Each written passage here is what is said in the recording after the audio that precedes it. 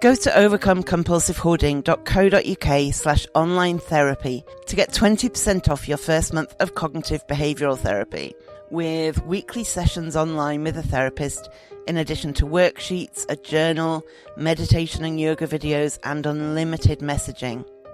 There's strong evidence that CBT can help people who hoard, and accessing therapy online can be affordable and accessible. Find out more and get your discount at overcomecompulsivehoarding.co.uk/online therapy. Normally, being a little extra can be a bit much, but when it comes to healthcare, it pays to be extra. And United Healthcare makes it easy with Health Protector Guard fixed indemnity insurance plans. Underwritten by Golden Rule Insurance Company, they supplement your primary plan, helping you manage out-of-pocket costs without the usual requirements and restrictions like deductibles and enrollment periods. So when it comes to covering your medical bills, you can feel good about being a little extra. Visit uh1.com to find the Health Protector Guard plan for you. I'm Sandra, and I'm just the professional your small business was looking for. But you didn't hire me because you didn't use LinkedIn Jobs. LinkedIn has professionals you can't find anywhere else, including those who aren't actively looking for a new job, but might be open to the perfect role, like me. In a given month, over 70% of LinkedIn users don't visit other leading job sites. So if you're not looking on LinkedIn, you'll miss out on great candidates, like Sandra. Start hiring professionals like a professional. Post your free job on linkedin.com/spoken today. Hey there, it's Michelle Norris. I'm host of a podcast called Your Mama's Kitchen. When I travel, I'm usually looking for a way to find a taste of home when I'm not at home. And one of the things I love to do when I am at home is entertain. And Airbnb allows me to do that. When I was in California recently, I rented a house that had a great kitchen. And when we were sitting around the table, we were all thinking, we're in someone else's house. Someone could be in all of our homes as well. If you have a home, but you're not always at home, you have an Airbnb. Your home might be worth more than you think. Find out how much at airbnb.com/host.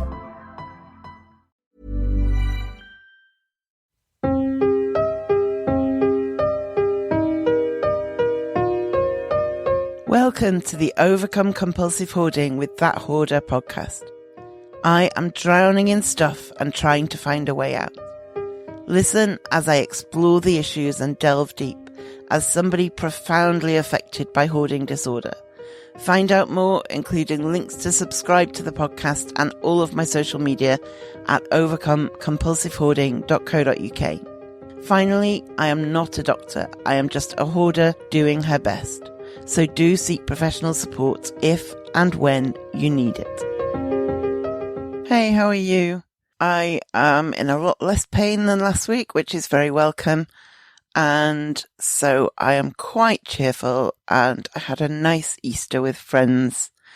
Today, I am going to talk about papering over the cracks and how we can busy ourselves with tiny tasks that get us nowhere and ignore the big work that needs to be done.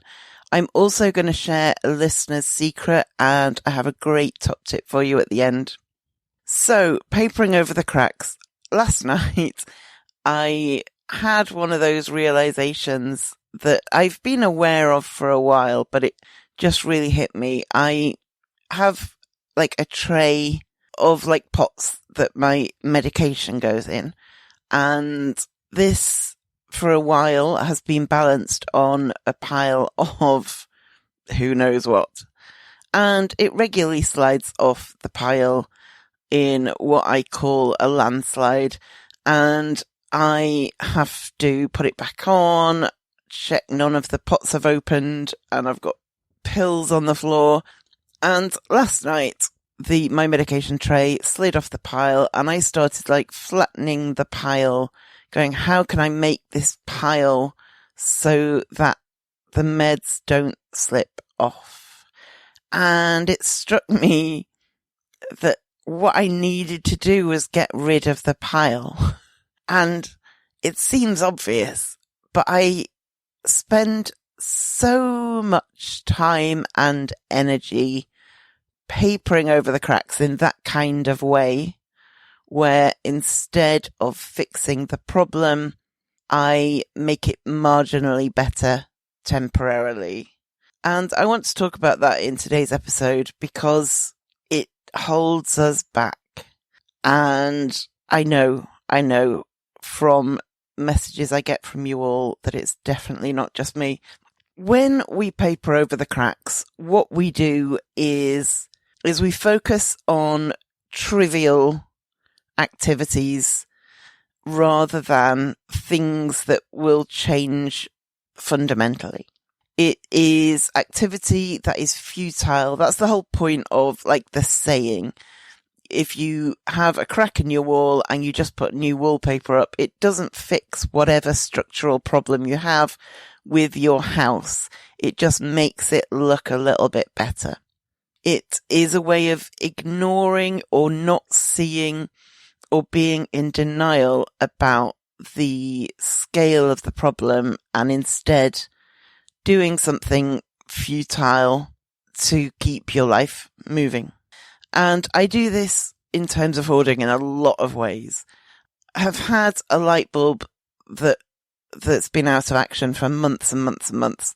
And because I couldn't change it because there was stuff underneath it and it wasn't safe to balance on the stuff or balance a chair on the stuff to stand on the chair. It was obviously a massive safety risk. And so I spent months trying to work out the perfect combination of lamps to light that space in my house and trying to like angle the lamps in the right way so that the space was lit. And I did this for ages and only really recently actually just cleared the space underneath so that I could put a light bulb in the ceiling.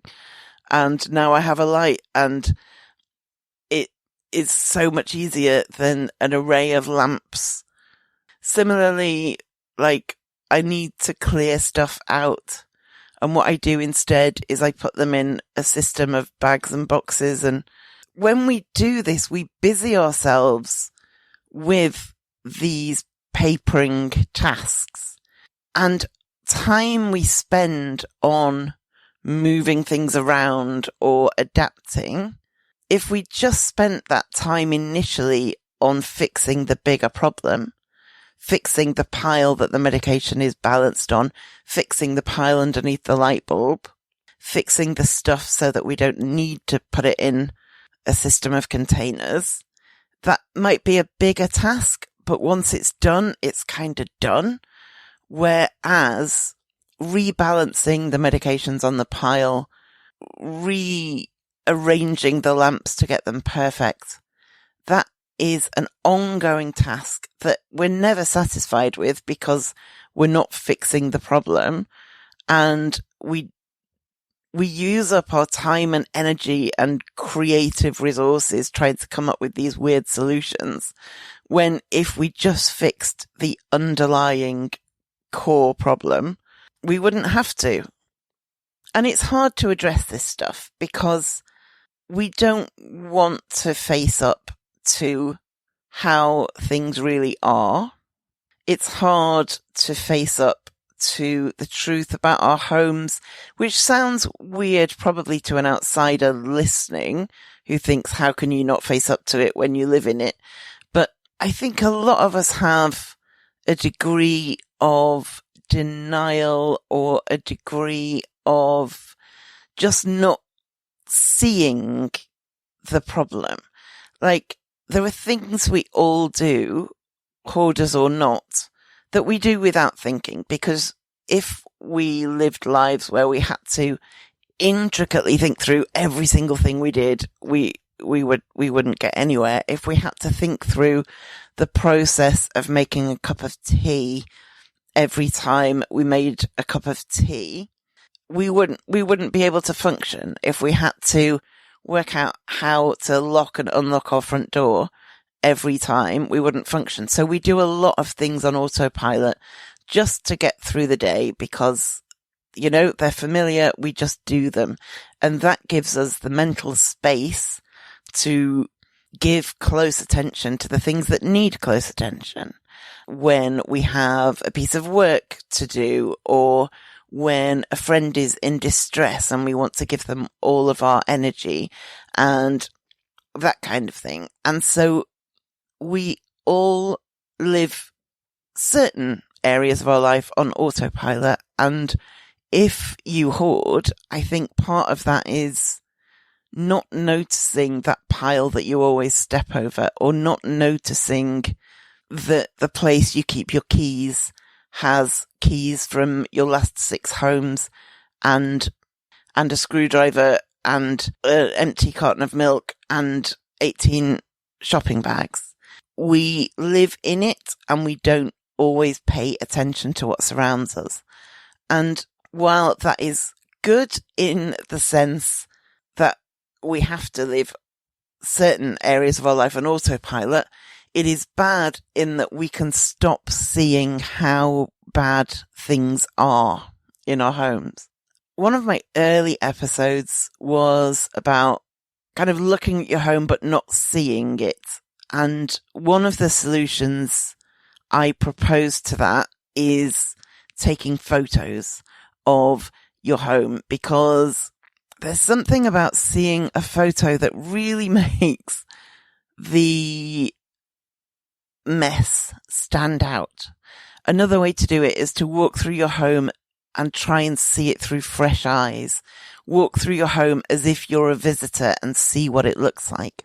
And trying to cultivate that kind of awareness of how we're living can, I think, be a good first step when we're trying to notice how we live in order to try and put things in place to improve our situation. We don't want to look at the fact that we've been doing it all wrong. We don't want to look at the fact that living like this is really destructive to ourselves and other people. Yet we have to address that because living in that degree of denial is not helping anybody. I think one of the appeals of papering over the cracks is it lets you defer the more difficult stuff. If you can just reflatten this pile so that you can put the medication on top again, you don't have to deal with whatever difficult things may be in the pile below it that you haven't looked at for 3 years. It is a way of kicking the can down the road a bit. You're doing a proxy thing. Rather than doing the thing that needs to be done, you're doing something in its place. So I think an important thing to try is to recognize when you're doing that. Try and spot that in yourself. Because if you can do those two things, that is, recognize how you live and recognize when you're deferring a task by papering over the cracks, I think when you have more awareness of both of those things, you're in a much better position to start trying to address it. And then when you're in a position and you think, right, instead of reordering the lamps, I'm going to clear the pile so that I can change the light bulb, that is a really good time to start questioning whatever assumptions have got you into this place and into this position in the first place. This is a really ingrained problem. By the time you live in a hoarded home, this is not something fleeting. This is something that has probably been building in your psyche and in your physical home for a really long time.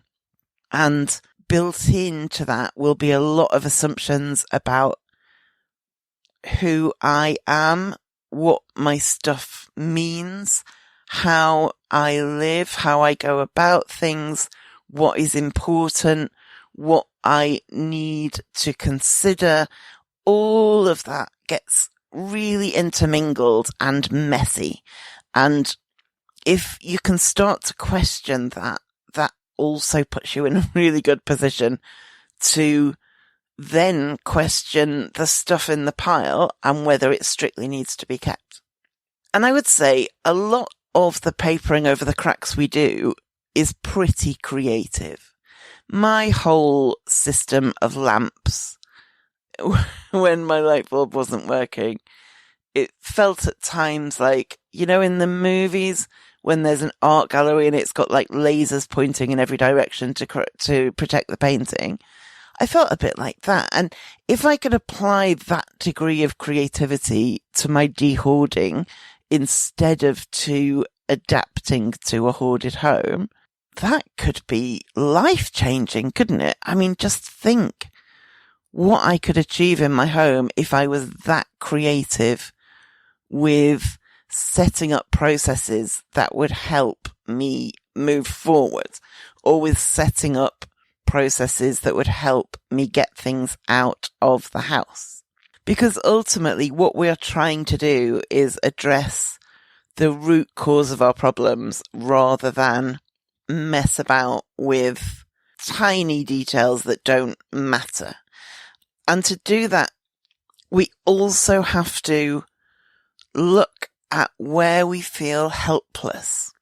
Now, helpless is a strong word, and it's one I try to resist thinking of myself as helpless. I like to think that I have power and agency and control, and I do, and yet, in the face of my hoard, I do often feel helpless. I look at my home and I think this is just impossible. It is just too hard. I do not know how to address this. And there is helplessness in that. It's like me versus Goliath. And that's an uncomfortable place to be.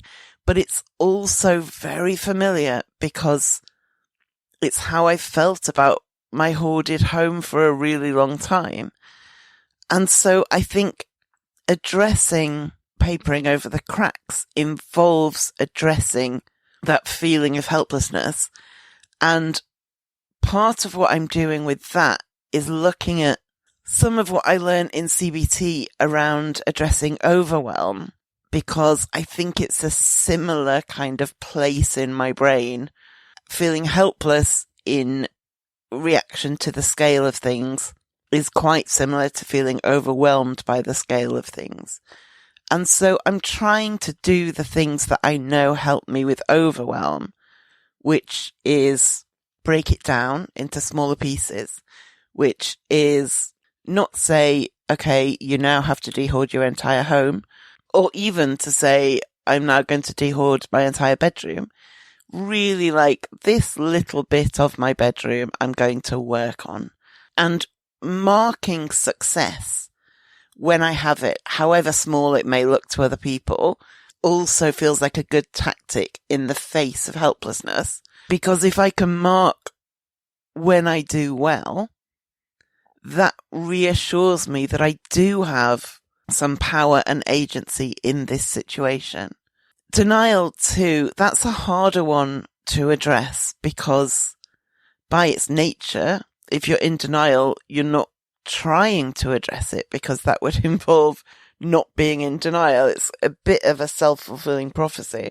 But even just things like listening to this podcast, reading books about hoarding, that can all start to kind of gently start making its way through that protective armor of denial into your subconscious in a way that can help you to start just opening up slightly to the idea of your hoarding.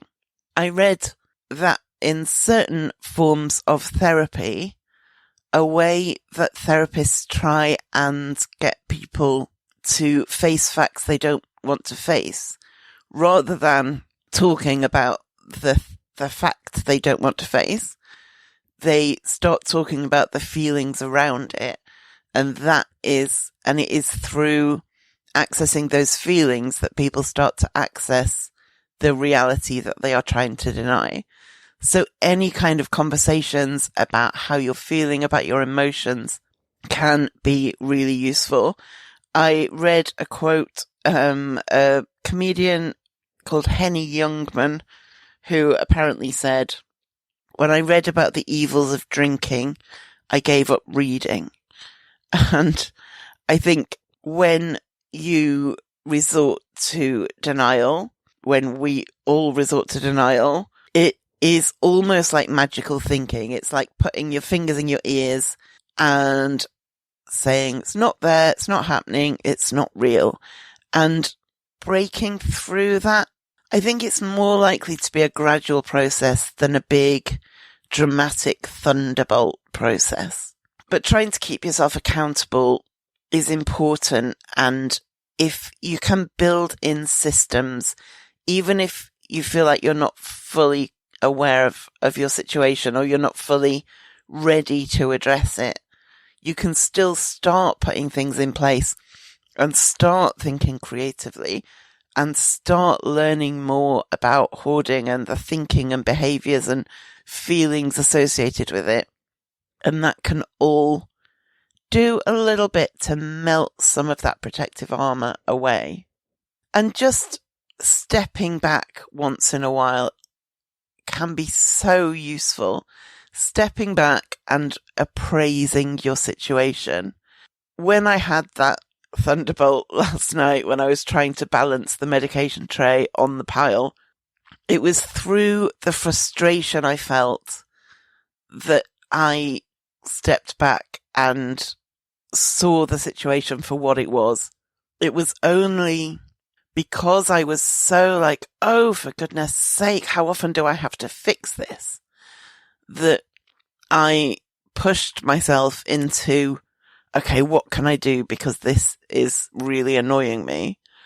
And I stepped back mentally and thought, of course, the tray slides off the pile all the time because the pile does not have a flat top and things slide off things that don't have a flat top. And much as I try and reflatten the pile every time this happens, this is gonna keep happening. And I took a step back and realized that the problem was the pile, not how flat the top of the pile was. And I immediately started looking at what was in the pile. That was the place I started. It's one of those piles that's been around for so long, I don't know what's in it. And that can start intimidating me. I start to worry, what is in it? What will I come across? I was a bit like that with the kitchen cupboards, that it had become such a block that I was almost scared to open them. I was convinced they'd be full of spiders, and they weren't. And so my first step with this pile last night was like, okay, I see that there are bags. I'm going to just pick up a couple of these bags and just have a quick look to see what's inside them. And that, while it doesn't sound like massive progress, I knew, especially with the kitchen cupboards being fixed so recently, I knew that if I was a bit anxious about what I would find, that the first step had to be just have a quick look and see what's in there. And now I don't feel so intimidated by the prospect of going into that pile because I know roughly what's in the top 3 bags. I was reading an article the other day about homelessness, not related to this podcast at all, but it had a phrase in it that I really liked, and that was, build better systems as well as better lifeboats. And that feels to me like the core of what we need to be doing. I feel like the lifeboats are the things we do day to day to get through, and we need them. My system of bags in the kitchen when I couldn't sort out my cupboards, that was a lifeboat. It was not ideal, it was not perfect, but it got me through. And I'm quite good at lifeboats now, I think. What I'm not good at, or what I'm improving at, let's be positive, or what I'm trying to improve at, is the first half, which is actually more important, build better systems. I'm not great at that, and I'm really trying to learn, because I feel like the systems is having cupboards you can use and a vague idea of maybe the things with the closest use by dates are at the front of the cupboard, or maybe all the pasta is together. maybe when you get new food shopping, there's a system for how you sort that out so that it doesn't end up in a bag indefinitely. So build better systems as well as better lifeboats, I feel like may have to be my new de-hoarding motto. And part of that is prioritizing. Work out what your objectives are.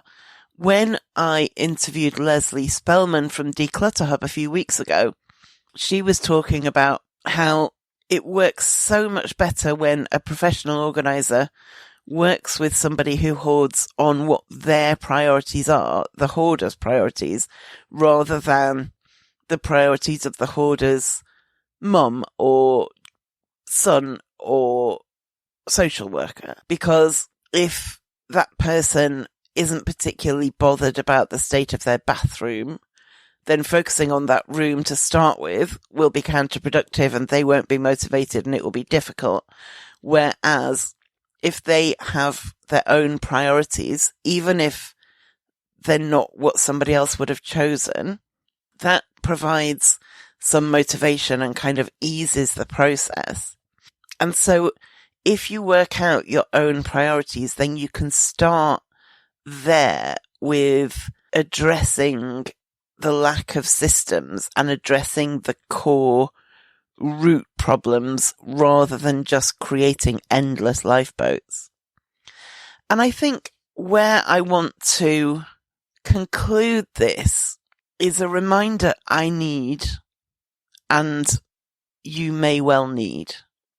This, the way we live, hoarding, living in a hoarded home, all of this, there is nothing inevitable about it. This is not the way we have to live forever. This is not our destiny. And it can feel like it. That helplessness thing is strong. It can feel like we're fighting a losing battle. It can feel like we've lived like this for so long that this is just how we live. This is just how my house is. This is, when I go into such and such a room, I have to step over a box. That's just how it is. It's inevitable.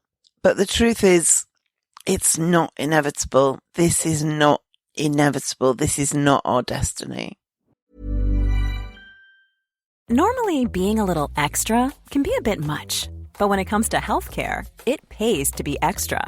And United Healthcare makes it easy with Health Protector Guard fixed indemnity insurance plans. Underwritten by Golden Rule Insurance Company, they supplement your primary plan, helping you manage out-of-pocket costs without the usual requirements and restrictions like deductibles and enrollment periods. So when it comes to covering your medical bills, you can feel good about being a little extra. Visit uh1.com to find the Health Protector Guard plan for you.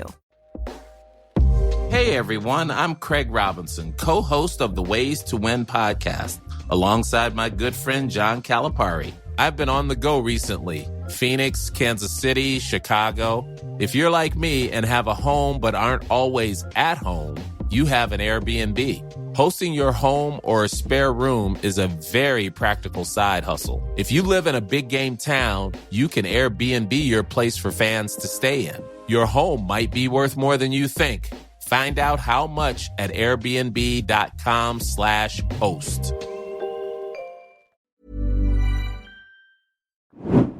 So I ask listeners from time to time to send me their hoarding secrets.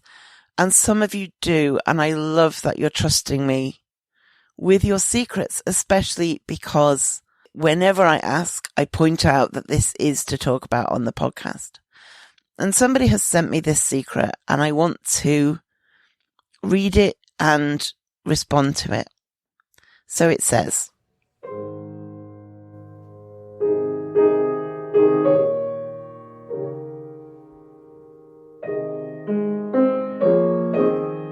new listener here.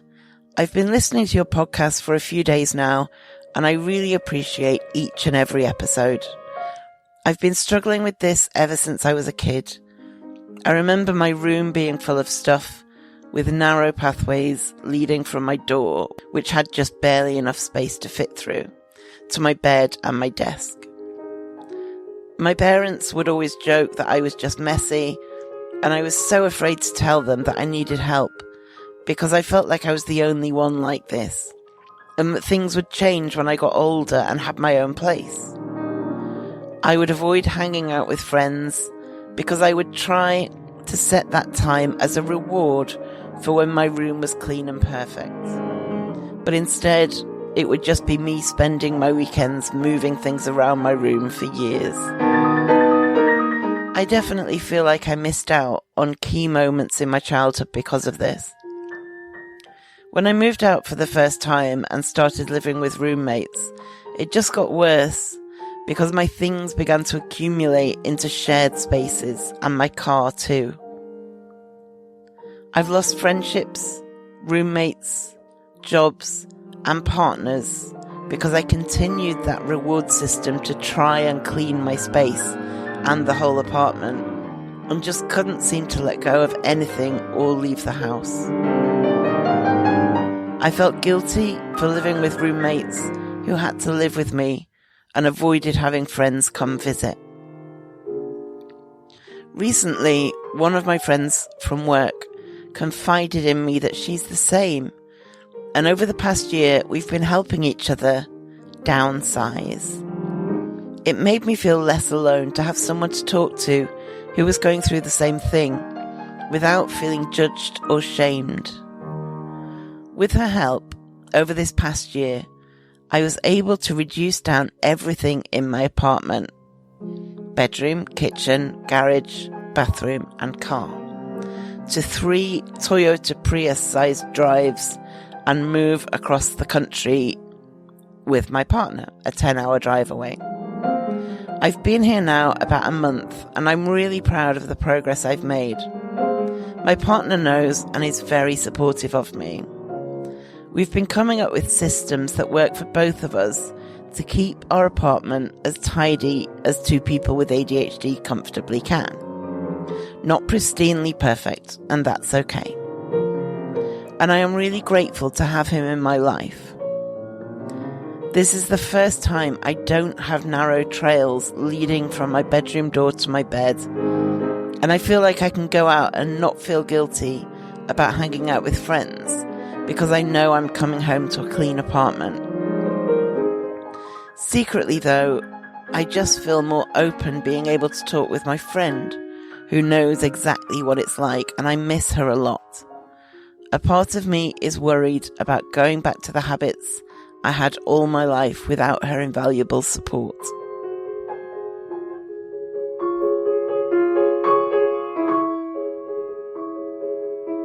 So, thank you for that. First of all, amazing progress. That is incredible. I'm so glad you found that friend and that you were both able to support each other with this really difficult issue.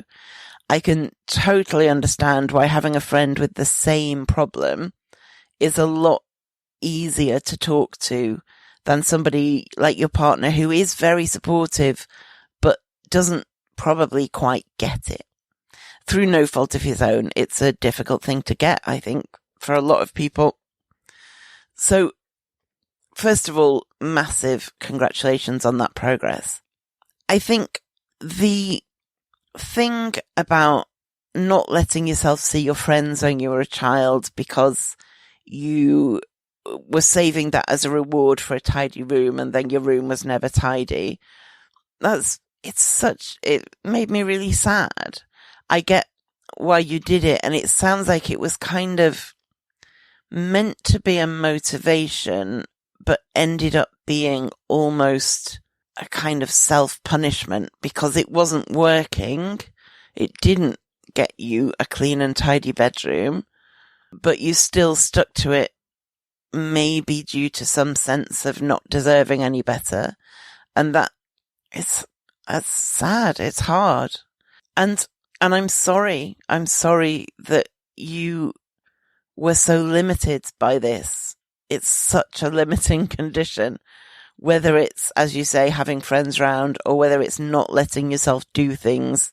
It's really, really difficult. I think you've moved 10 hours away from your friend, And I get that that's a big wrench for both of you, no doubt. I think the one thing I would say is that these days, moving 10 hours away from someone is not the automatic cutoff that it used to be. You're not going to be going for lunch with her. I think it was a woman. Yeah. You're not going to be going for lunch with her, but there is Zoom and Skype and Google Meets and even Microsoft Teams, which I detest, but it's an option. And you can still offer each other both emotional support, like talking about it, but also some kind of like body doubling where you dial in on a Zoom call and you spend an hour or 2 hours kind of having a chat, but also just getting on with some decluttering or tidying or organizing while you're together in a Zoom call, even if you're 10 hours apart. I think I've never done that with dehoarding. I think I'm too self-conscious about the dehoarding, but this is somebody you already have that trust and relationship with. But I have done it with work sometimes, when working from home, do a kind of body doubling where somebody else is on Zoom and we're both just getting on with our work, but knowing someone is there keeps us motivated. I really think looking into something like that with this friend, I suspect will really benefit both of you in the long term. But mostly, thank you for trusting me with your secret. You're doing so well, and that doesn't mean everything has to be perfect from now on. But it sounds like you're coming up with solutions. You're building systems rather than just relying on lifeboats, and I'm really pleased for you. And if somebody is listening and wants to share your secret, you can do so at overcomecompulsivehoarding.co.uk/secret. Do you want to be a dehoarding darling? You can be now at overcomecompulsivehoarding.co.uk/darling. If you love the podcast and want a bit extra, you can finally sign up to subscribe. Members will get an exclusive monthly post with an additional top tip, some podcast and music recommendations, and a personal update from me about how things are going. Find out the full details at overcomecompulsivehoarding.co.uk/darling. So my top tip this week is a mini clip from the Unstuffed podcast, and she is talking about momentum in decluttering. Have a listen. And I think of it like the scene in Pirates of the Caribbean, right? If you haven't seen it, there's this scene where the pirates, they want to they're in like a chase, they're sailing the Black Pearl, and they start chucking any non-essentials overboard, like cannons and powder kegs, and they toss some comical stuff too, I'm sure. I can't quite remember, but they start throwing all of this stuff overboard in order to speed up their momentum so that they can go faster. And this is how I think about the decluttering process. Getting rid of dead weight to help you speed toward where you want to actually go. Because you're never going to be able to go backwards. None of us are going backwards unless they figure out time travel, right? But I even encourage you to maybe think of it that way as like a hero's journey. If you have this desire for a different future, really use that momentum. There have been times in my life when I'm feeling down or when I'm struggling where I legit turn on the Pirates of the Caribbean music, not necessarily while I'm decluttering, but I highly recommend you give that a try because I bet you it would really psych you up and make you feel like this badass, heroic person that you really are. There is so much power to like a good theme song. I really like that. What would your theme song be? Tell me. All right. Thank you for listening, and I will speak to you next time. Thank you for listening to the Overcome Compulsive Hoarding with That Hoarder podcast. You can find more online at overcomecompulsivehoarding.co.uk. You can find me on Twitter at @thathoarder and on Facebook at Overcome Compulsive Hoarding with That Hoarder. To find out more about how you can support the podcast and the overall project, go to overcomecompulsivehoarding.co.uk/support and do subscribe to the podcast to make sure you don't miss any future episodes.